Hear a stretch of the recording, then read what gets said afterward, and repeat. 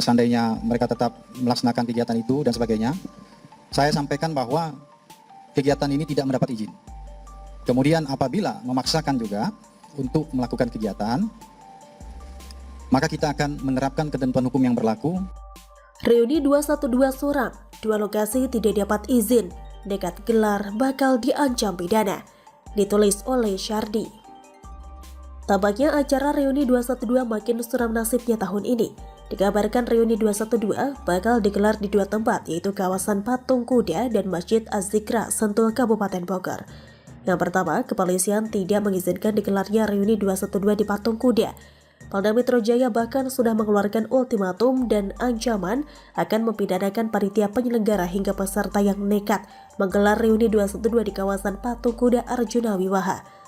Kabid Humas Polda Metro Jaya Kombes Endra Julpan menjelaskan kepolisian bisa menindak tegas panitia ataupun peserta karena kegiatan tersebut tidak mendapatkan izin. Apabila memaksakan juga untuk melakukan kegiatan, maka kami akan menerapkan ketentuan hukum yang berlaku kepada mereka yang memaksakan, kata Julpan. Dia mengatakan pihak-pihak yang nekat tetap melangsungkan Reuni 212 di kawasan Patung Kuda berpotensi melanggar tindak pidana dan bisa dijerat dengan pasal 212 sampai 216 KUHP. Bagaimana dengan lokasi kedua? Ternyata juga tidak diberi izin.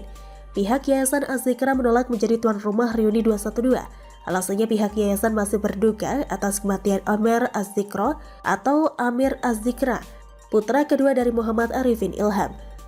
Ini seakan menambah derita pasukan 212 karena sebelumnya Polres Bogor tidak memberikan izin karena Kabupaten Bogor masih menerapkan PPKM level 3. Jadi bisa dikatakan Reuni 212 dilarang dan panitia harus membatalkan acara ini dan tunggu minimal hingga tahun depan kalau pandemi sudah usai.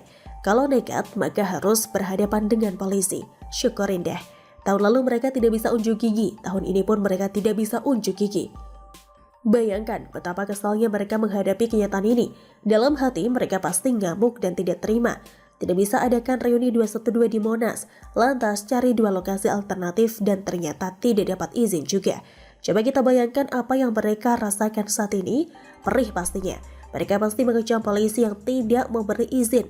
Mereka pasti dalam hati mencaci habis-habisan karena telah mengekang hak berpendapat di muka umum. Apalagi mereka ini adalah kelompok istimewa pemilik kafling surga. Menantang mereka artinya dapat azab dan neraka. Hehehe. Maka dari itu, saran terbaik adalah adakan reuni secara virtual aja. Hehehe. Kalau masih nekat, maka kita tunggu ketegasan polisi. Sekalian tangkap saja mereka yang berulah dan jebloskan ke penjara menemani Rizik. Apalagi beberapa waktu lalu, mereka sempat mengatakan acara seperti ini tidak perlu mendapatkan izin dari kepolisian. Tampaknya mereka memang mau menantang aparat dan ingin menunjukkan Tarik sebagai kelompok yang bebas berbuat seenak nenek moyangnya. Entah sejak kapan negara ini jadi milik mereka sehingga bebas diutak-atik tanpa aturan. Wibawa negara ini seolah sangat rendah di mata mereka. Maka dari itu, sudah sepatutnya tanpa perlu pikir panjang, kelompok ini disikat sampai rata, sikat sampai gundul, jangan beri ampun. Sekarang mereka sudah tidak begitu berdaya, sikat sampai tak tersisa lagi. Siapapun yang waras sedang cinta NKRI pasti akan mendidih di darahnya melihat kelakuan mereka yang arogan dan seenaknya mempermainkan agama untuk kepentingan kelompoknya.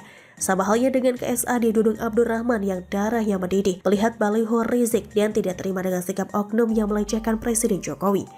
Ya, saya lihat itu beraninya sekali dia mengatakan presiden kita dengan kata-kata yang tidak bagus. Sebagai warga negara, mengganti nama presiden kita yang tidak benar. Mendidih darah saya tuh, kayak gitu tuh.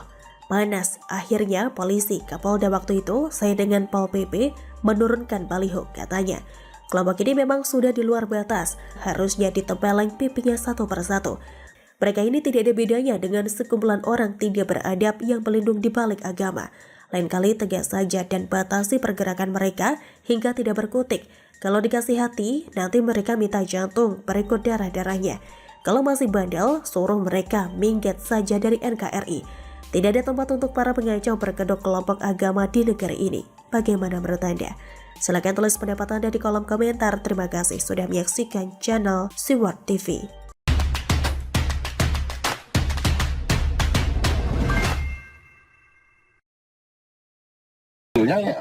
Yang bersepakat dan kemudian antara pihak pemerintah, antara pihak pengusaha dan juga pihak katakanlah pihak buruh Itu angka sampai 5% pun nggak ada masalah sebetulnya peningkatannya. Sejalan dengan Gubernur Anies Baswedan, Riza juga beranggapan bahwa pemerintah pusat perlu merevisi PP nomor 36 tahun 2021.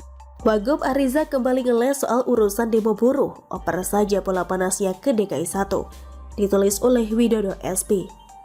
Bicara soal Wagub DKI Jakarta Ahmad Riza Patria ini semakin lama kok semakin asik ya. Apalagi kalau kita dengar berkali-kali pernyataannya yang bagi sebagian orang katanya menyejukkan, minimal gak kayak Bahar Smith, meski bagi saya tetap terdengar menggelikan.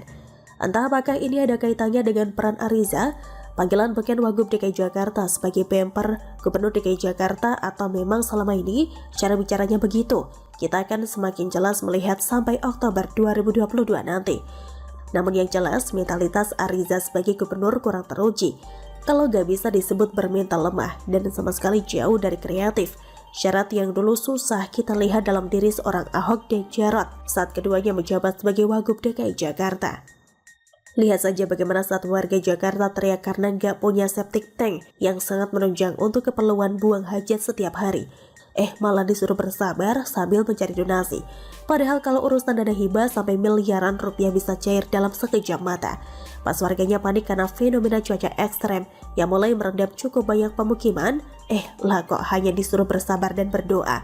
Pemimpin macam apa ini? Kini merespons tuntutan buruh perkara kenaikan UMP dan ancaman untuk menggelar demo berjilid-jilid, tampaknya Ariza mulai ketakutan dan mencoba menenangkan buruh DKI Jakarta lewat janji manisnya.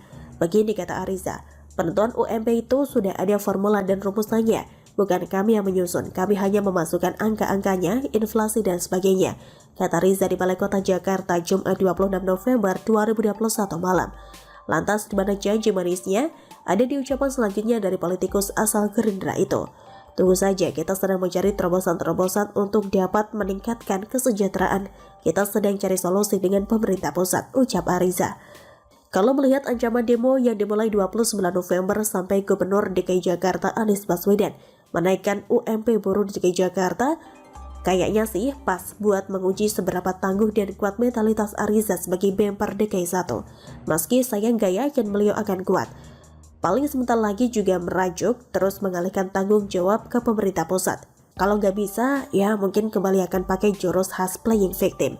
Sebenarnya gampang saja kalau Ariza mau cari aman, sekaligus sedikit menarik perhatian publik agar dirinya tidak disalahkan. Arahkan saja bola panas ini ke Gubernur Anies, lalu carilah alasan kalau sedang sibuk mengurus masalah lain. Setidaknya sampai demo buruh nanti mereda pada akhir Desember atau awal Januari tahun depan.